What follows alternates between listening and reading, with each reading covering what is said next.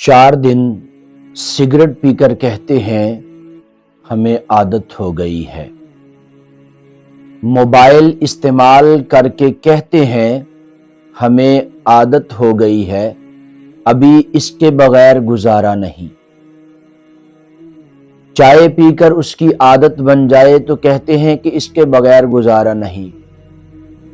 کوئی بھی زندگی میں عمل کی عادت بنا لے تو پھر کہتے ہیں کہ اس کے بغیر گزارا نہیں ہوتا۔ بڑی غور کرنے والی بات ہے۔ اس بات کی تمنا کر لی جائے تو غلط نہیں ہوگا کہ کاش رمضان کا پورا مہینہ ہم نمازوں کی پابندی کریں اور پھر ہم یہ کہیں کہ ہمیں اس کی عادت ہو گئی ہے۔